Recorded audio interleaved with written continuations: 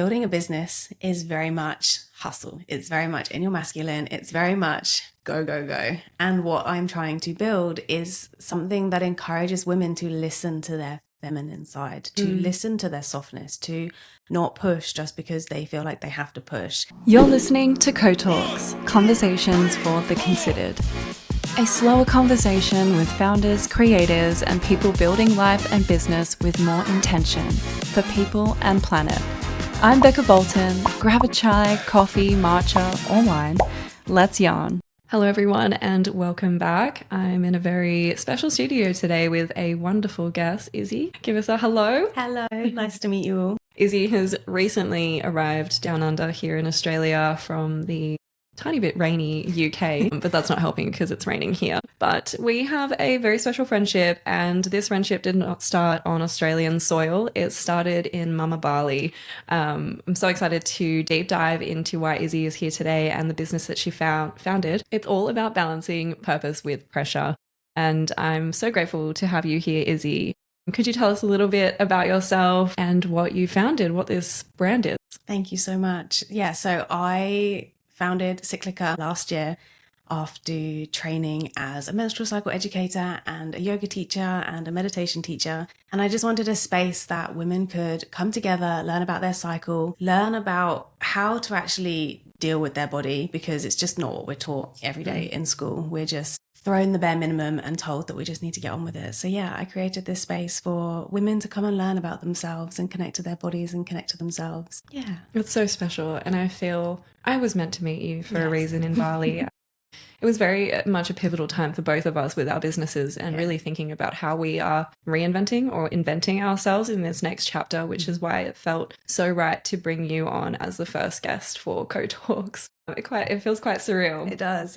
Yeah, and it's just amazing to see how your brand has evolved from when we were in Bali, 6 months ago. Yeah. It would not be where it was. Well, it wouldn't have probably been birthed if it wasn't for us meeting, because we sat down for a good few hours, a good few days and planned it all out. So yeah. That's so nice. So here we are. Could you tell us a little bit about what the tension was before you started Cyclica? Yeah, so I think there's a few kind of layers to this. Most of all, I would say the pressure to step outside of the norm, because I am somebody who I wanted to be an entrepreneur my whole life. I've never wanted to kind of do the standard 9 to 5, get a job.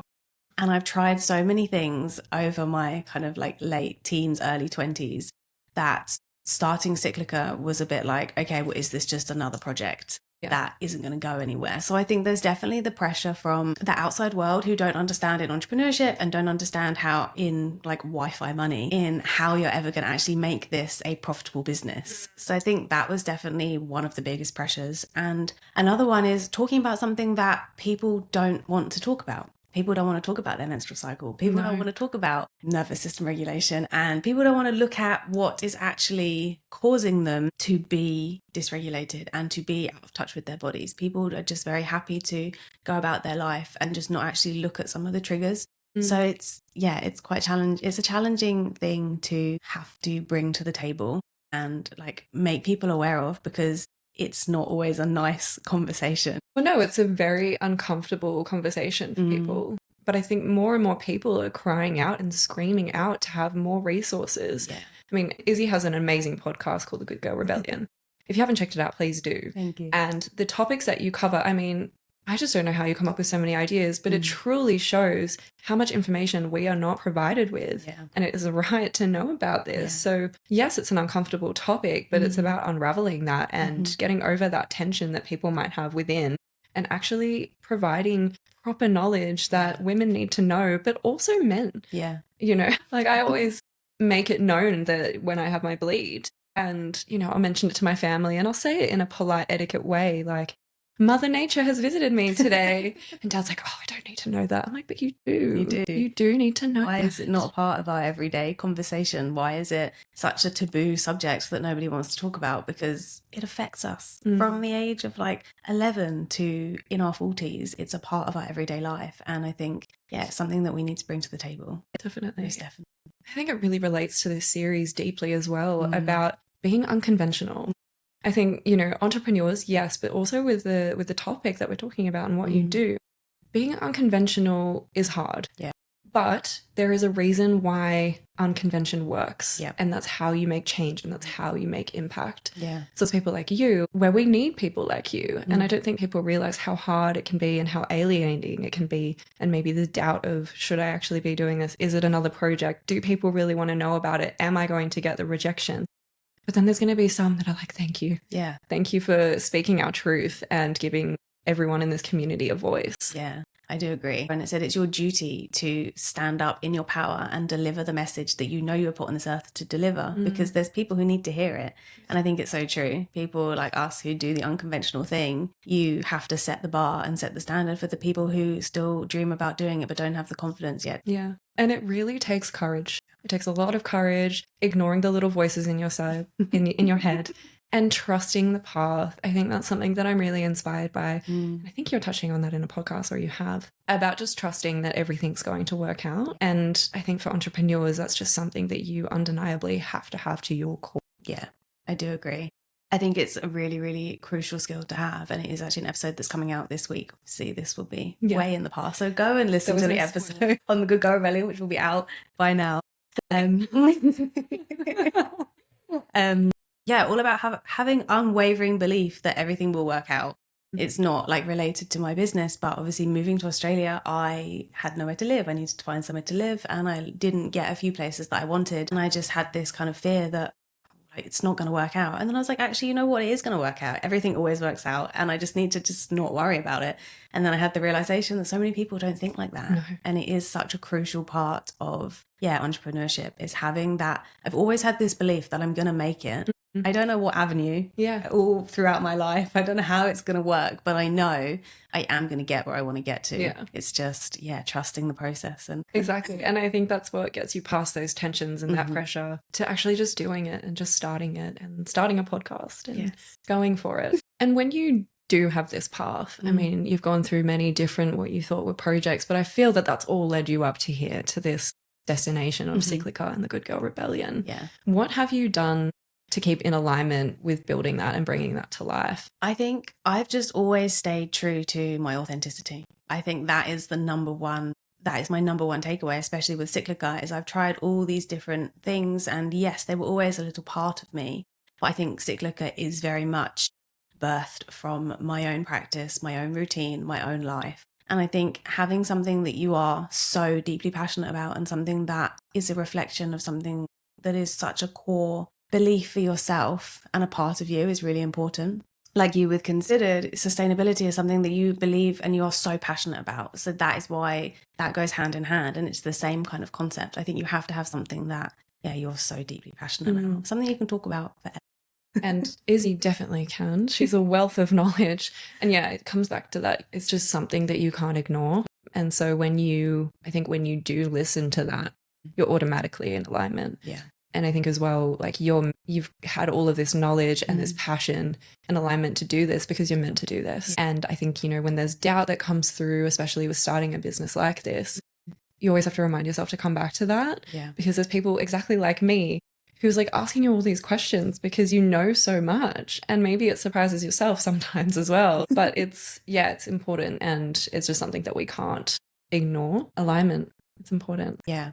Like when we were in Bali and I was obviously trying to create a photography business, and you just turned around to me and you said, "Can I speak freely? Can I just say, why are you doing this?" When we had sat in a women's circle and you were like, "This is where you belong." And I was like, I know, I'd been thinking the same.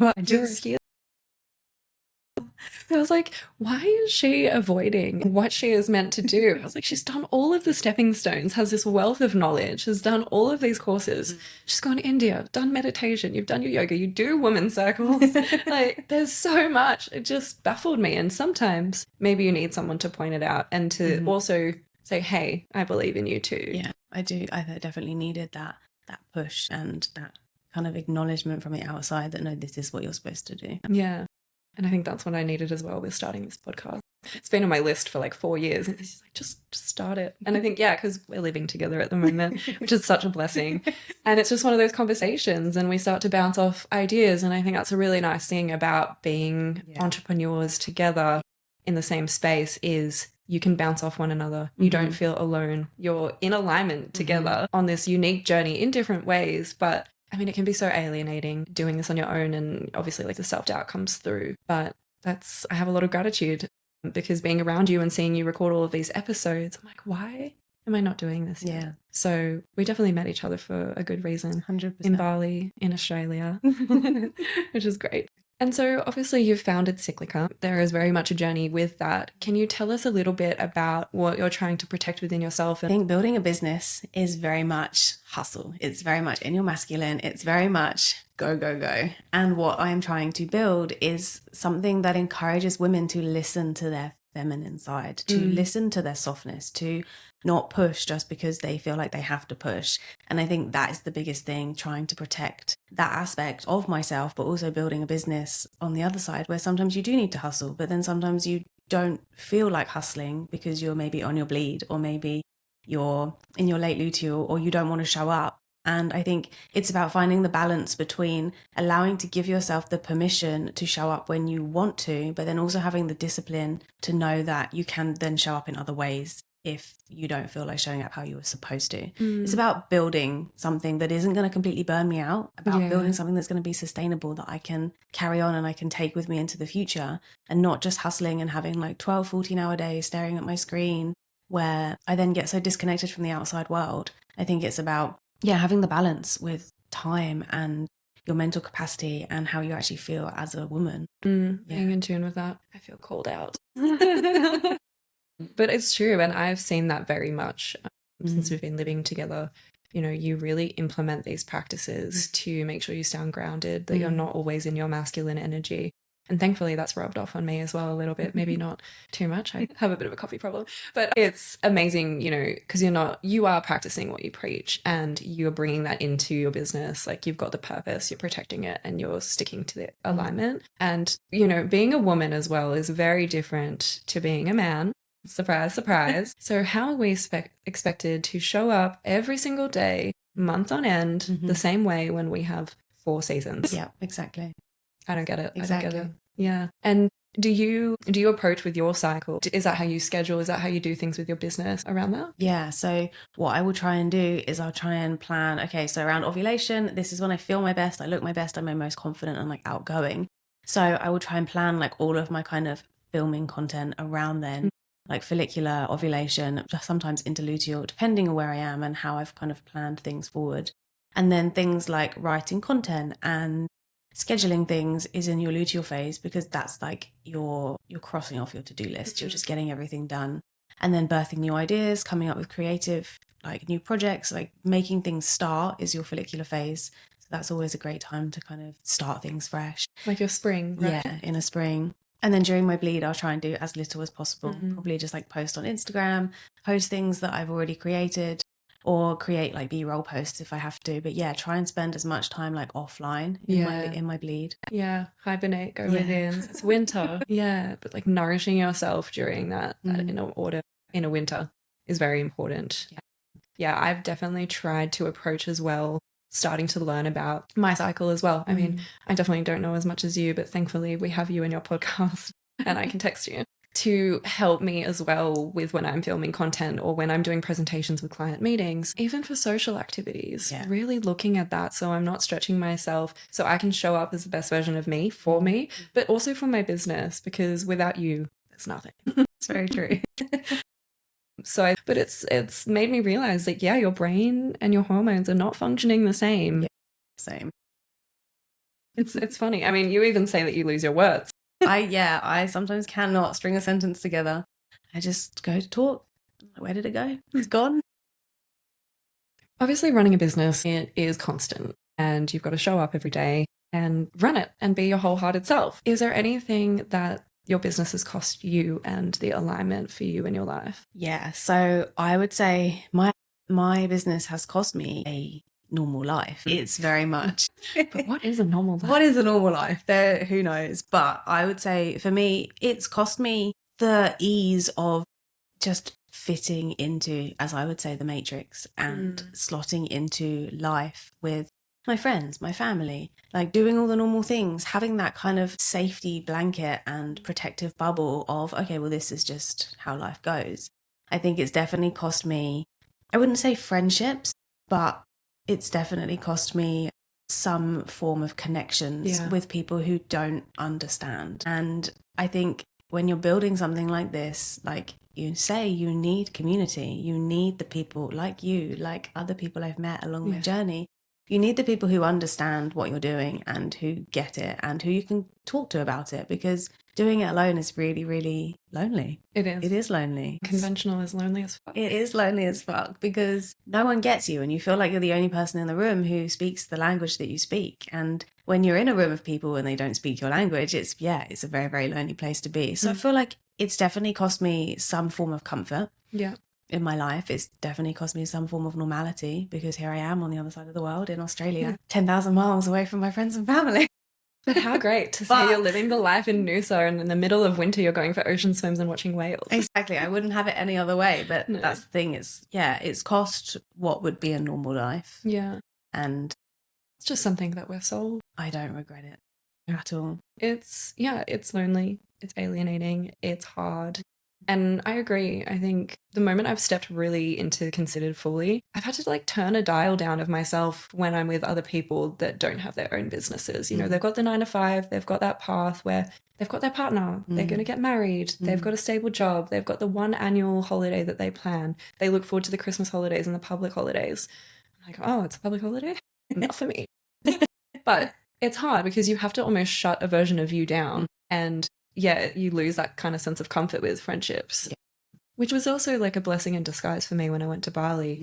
I felt the need that I had to go to Bali, and it had a bigger meaning to what I realized. And one of those was actually meeting a community of people, like-minded people, entrepreneurs, people that are running their businesses with the same mindset and having that supportive tissue.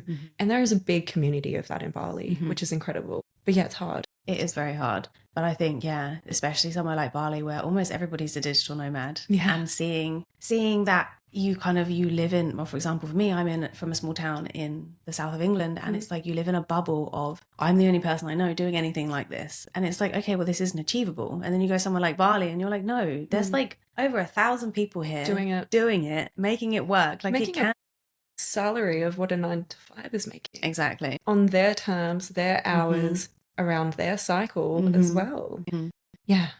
It's unconventional. It's hard, but it's so worth it. It's lonely, but it's worth it. I wouldn't trade it for anything else. I mean, I feel like, you're working towards something that also is yours. And I think as well, you have one shot at life. Yes. Like, this is your one chance.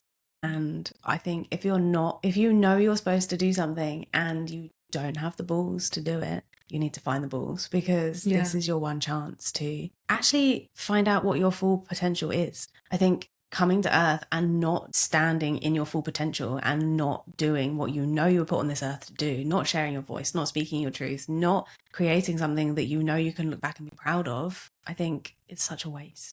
Yeah, I mean, it's the opposite of being grateful. Yeah. Where is the gratitude for this one life that you get? Yeah. Make magic with it. Yeah. People are just sold this Australian American dream with the fence, the white picket fence, and the family. But are people even questioning, is this right? Is this normal? Or are we just following suit with everyone else? I think this is the thing. I think we are so distracted that so many people, I mean, I know for me, I didn't kind of look at where I was going until COVID happened. And then I had like 12 and a half weeks at home, completely paid. And I was like, I don't want to work. You actually had a moment, time to yourself to stop. Yeah. I remember I don't think I've told you this, but I would use these eye drops when I worked in the office because I would always have red eyes. Like, I would always look so tired, and I would use these eye drops to make my eyes white so that I looked fresher. And COVID happened, and I remember looking in the mirror and thinking, I don't have red eyes anymore. Wow. And I was like, something needs to change. This is not where I'm supposed to be.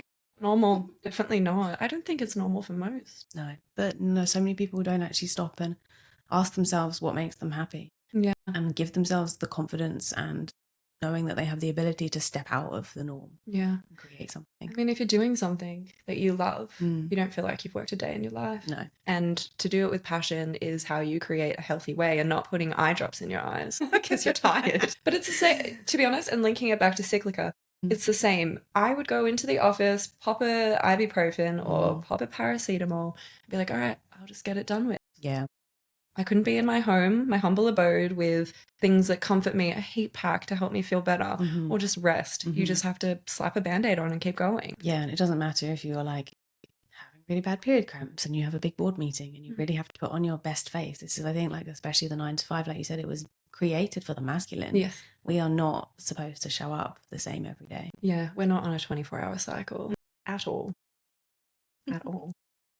And can you tell us a little bit as well with Cyclica and obviously Good Girl Rebellion as well, what keeps you grounded? I think, I know I've mentioned it before, but my practices is one of them. Like, that's a massive thing. I think as well, understanding that, yes, in the age of AI, in the age of like all of this kind of outside information, all of these opinions from other people, it's actually just returning to your center and understanding that you are very capable alone. You have everything you need already within you. And when I come up with ideas, for example, for the Good Girl Rebellion, it's like I'll have like a conversation with somebody, or I'll have journaled about something. And sometimes you could put something into AI, into ChatGPT, and say, give me 50 ideas. Yeah. And like they just won't resonate. So I think it's like, it's returning back to yourself. It's keeping yourself grounded within yourself, within your practices. Like I will, as I said, sit down and I will reflect. So in the morning, I might meditate or I might journal, and ideas will come through, and then I will allow them to kind of bubble into episodes or bubble into content, which I think is so important, because if it comes from you and it comes from the heart, it means more. It does. Yeah. It has purpose. It has purpose. So I think, yeah, definitely keeping yourself grounded with practices, finding what works for you. Like I could quite easily sit in silence for an hour. Lovely. But I know that that's really challenging for some people. So it's just finding what works for you and finding the ways that you can keep yourself grounded. Yeah, and it's really important to be grounded in your business. And I think something that I'm trying to practice more, which you've inspired me yet again, is how to implement that in my life before I start my day. And you asked me the other day, you were like, what do you actually want to do in the morning? Not your to-do list, just like genuinely what you wanted to do. And the things that I came up with was, I want to be in silence. Write down some reflections, some gratitude, take a moment, do a bit of breathing, and then write my to-do list for the day. And then obviously my Wordle and Duolingo. But it's important. And you made me realize, because yesterday I was quite emotional in the afternoon. Like normally I'd be able to handle everything in my very much masculine era, but I was feeling very, very feminine, very emotional, very soft. And I just needed to lean into that. And I was like, why am I feeling like this? And you made a good point. And I rushed off in the morning very early with giving myself literally 10 minutes to get up and drive like 30 minutes to go meet someone. Brush my teeth. Off I go. Put clothes on. And I felt so discentered. I wasn't centered at all. I wasn't grounded. And then that rippled into the rest of my day, which then affected my business and everything else. So it's important to have a practice that keeps you grounded to then be able to show up for your business intentionally and with purpose every day. Yeah. And I think, yes, I probably sound like a broken record when I say like meditate or do something, but like whatever it is that works for you, just have that. Even if it's like 10 minutes of, you do 3 minutes of 3 different things, like something for the body, something for the mind, something for the soul. Yeah. Something, even if you just do something for the body, something for the mind, something for the soul, it means that you are kind of creating a practice that is well-rounded and something that is going to keep you grounded for the rest of the day. Because when we just wake up and we look at our phone and we're just on Instagram and we're just scrolling and on our emails and on our text messages, we're just filled with so much crap. So much. And you can't be grounded when you come from a place that's that triggering. Yeah, because it information is. overload. You're worrying about not only your problems, but the rest of the world at the same time. Like Jay Shetty said in his book once, and this has never ever left my mind, but like, you wouldn't open your bedroom door and let in 15 people first thing in the morning. So why do you open your phone and let in their notifications? Because it's like the same thing. And that just stuck in my mind. So now my phone is on Do Not Disturb until 9 a.m. So if you need to contact me before 9 a.m, I'm very sorry, but you can't. We are not in operation. Please leave a message after the beep. One more thing that definitely keeps me grounded, though, I will say, is community. Yeah. 100%. For sure. You have to find. If they don't exist in your everyday life, you have to go online, you have to go to new places, you have to find the people who understand you, because then you understand that the world is bigger than the bubble you grew up. 100%. And I think that is something that happened to both of us at a very, very similar time, you know, and it was also a hard thing to come back to when we returned to our countries. Yeah. But it's about being in alignment with your community and people that just like get you. Yeah. And you don't have to feel like a burden with bringing up certain things. You can feel fully supported. And I mean, that's why I'm so grateful to have you as my beautiful friend now and, you know, a fellow partner in the industry. But it's true. A community, whether it's creative or not, it's important. And you need to find them and not just stick to what you've always known, because we change. I mean, your 20s is evolving constantly and you really need to meet yourself with the version that you are and connect with people on that level too. Yeah, definitely. Yeah. So I'm glad I met you at the right time. And stay tuned. We'll see where we're at in a year. And hopefully a few more subscribers and a few more people that have dropped the 9 to 5, listened to their path and started doing things with purpose and impact. It's truly inspirational. And honestly, as you have so much knowledge in your brain, and I cannot wait to see such a good impact that you make on so many women's lives and men as well. Thank you. Thank you so much for having me. You are an inspiration each and every day.